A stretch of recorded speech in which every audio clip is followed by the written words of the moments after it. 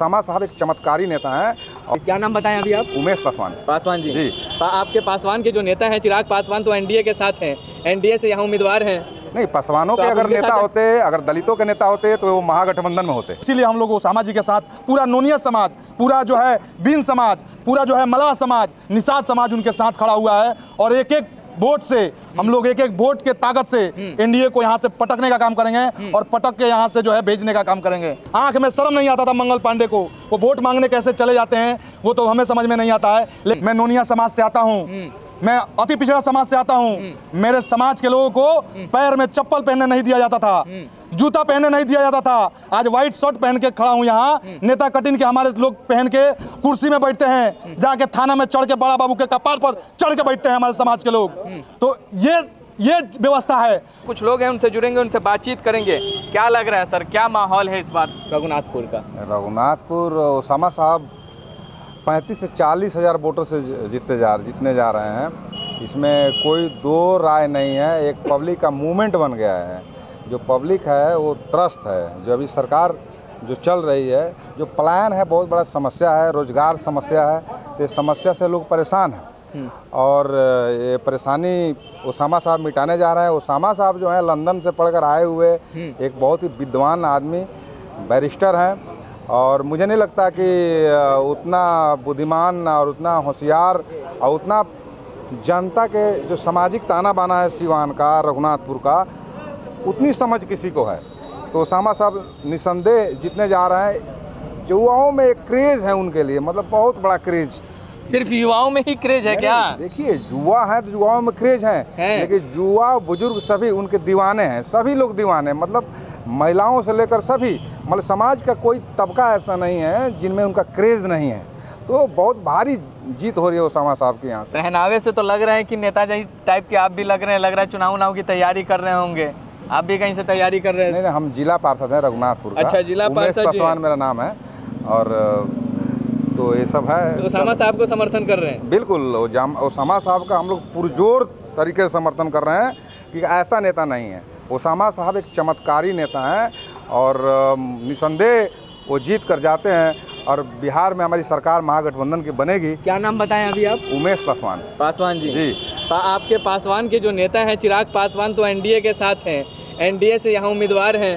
नहीं, पासवानों के अगर नेता होते, अगर दलितों के नेता होते तो वो महागठबंधन में होते। तो मुझे तो नहीं लगता कि वो दलितों के नेता हैं, पासवानों के नेता हैं। जी। तो इस बार ओसामा साहब 35-40 हज़ार का आप आंकड़ा दे रहे हैं? बिल्कुल आंकड़ा दे रहे हैं। आप 14 तारीख को देख लीजिएगा, आकर वहाँ पर आप आइएगा, स्वागत है आपका। 35-40 हज़ार से एक भी कम नहीं। अगर नहीं हुआ ऐसा तब? अरे होगा भाई, आप देखिए, आप आइएगा ना। आप, हम लोग आपका इंतजार करेंगे, आपको खोजेंगे हम उस दिन। हम भी आपको खोजेंगे? बिल्कुल, मैं आपको खोजूंगा। मैं आपको खोजूंगा। आप हमको खोजिएगा? बिल्कुल आपको खोजेंगे। क्या जी, क्या लग रहा है, आप बताइए तो। देखिए, इस बार रघुनाथपुर से ओसामा साहब एकदम कोई लड़ाई में ही नहीं है। क्यों?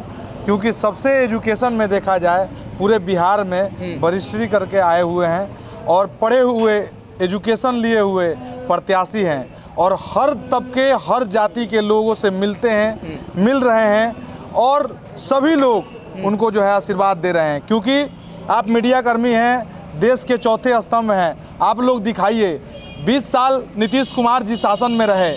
20 साल रहने के बाद आज बिहार की स्थिति क्या है कि हम लोग पैदा होते हैं, पैदा होने के बाद 18 साल जैसे ही उम्र होता है, हमारे माता पिता को छोड़ के, हम अपने भाई बहन को छोड़ के, अपने परिवार को छोड़ के, और जो है किस तरह से, किस दुख से जाके हम लोग लोहा फैक्ट्री में काम करने का काम कर रहे हैं। तो इसमें अगर किसी का बहुत बड़ा भूमिका है, बहुत बड़ा भूमिका है, तो वो नीतीश कुमार जी का भूमिका है। ये भाजपा एनडीए गठबंधन का जो है पूरा जिम्मेवार है वो लोग।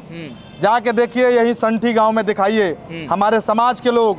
मैं नोनिया समाज से आता हूं और नोनिया समाज सम्मेलन के लिए तेजस्वी यादव जी खुल के बोल रहे हैं कि हर जगह इस समाज को जो है हम लोग बढ़ाने का काम करेंगे, राजनीतिक भागीदारी देंगे, हर जगह वो बात कर रहे हैं। तो इसीलिए हम लोग ओसामा जी के साथ पूरा नोनिया समाज, पूरा जो है बीन समाज, पूरा जो है मलाह समाज, निषाद समाज उनके साथ खड़ा हुआ है। और एक एक वोट से हम लोग, एक एक वोट के ताकत से एनडीए को यहाँ से पटकने का काम करेंगे और पटक के यहाँ से जो है भेजने का काम करेंगे।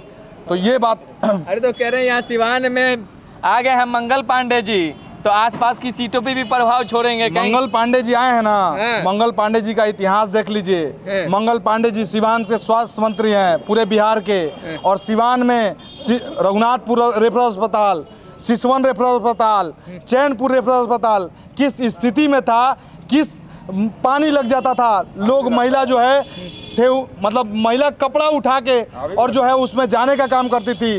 आंख में शर्म नहीं आता था मंगल पांडे को।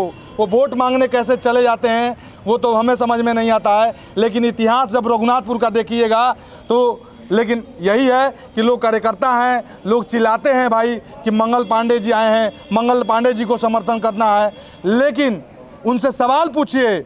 अगर सवाल तो सत्ता से ही पूछा जाएगा, हम लोग आम जनता, आम जनमानस किससे सवाल पूछेंगे?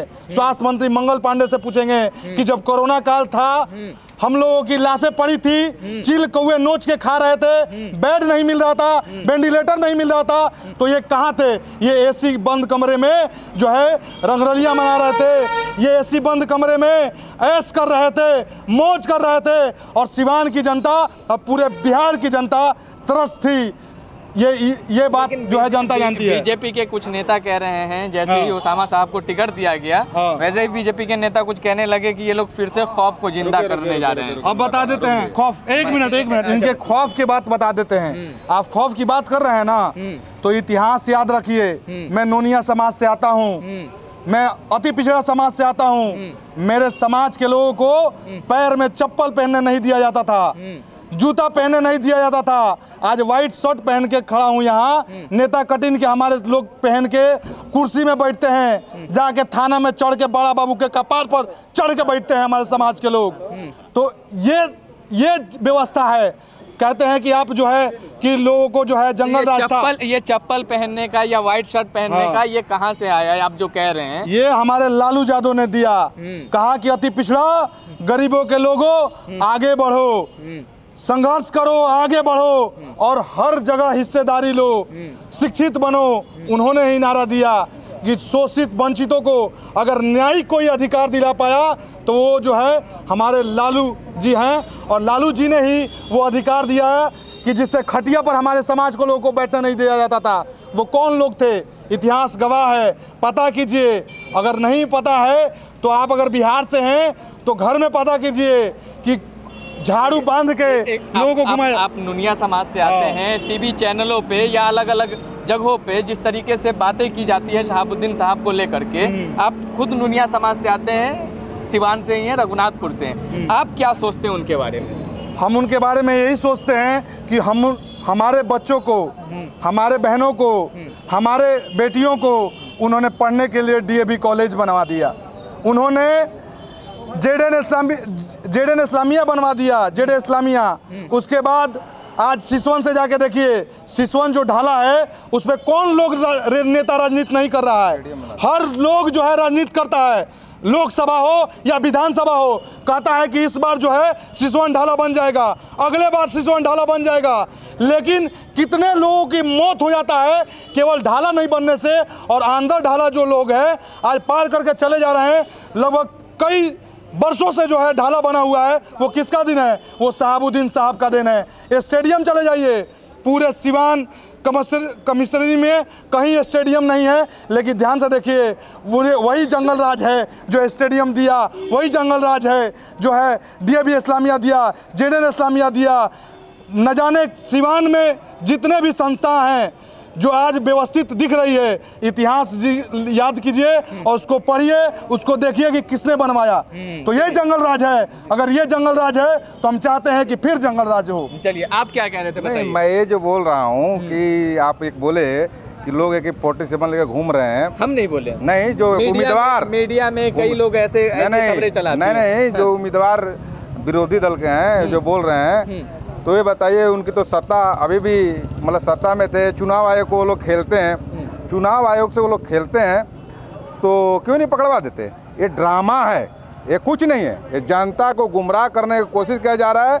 ऐसा उम्मीदवार ये बातें कर रहे हैं जो जिस उम्मीदवार को जनता नहीं जानती, उनके पार्टी के लोग ही उनको नहीं जानते हैं। ऐसे उम्मीदवार करके और ये फन कुचलने वाली बात, ऐसी ऐसी बातें आ रही हैं। कह रहे हैं नहीं, ओसामा साहब को टिकट देने के बाद ये लोग खौफ दोबारा जिंदा करना चाह रहे हैं। अरे खौफ दोबारा, वो तो वो समाज में खौफ फैला रहे हैं, झूठी अफवाह फैला के।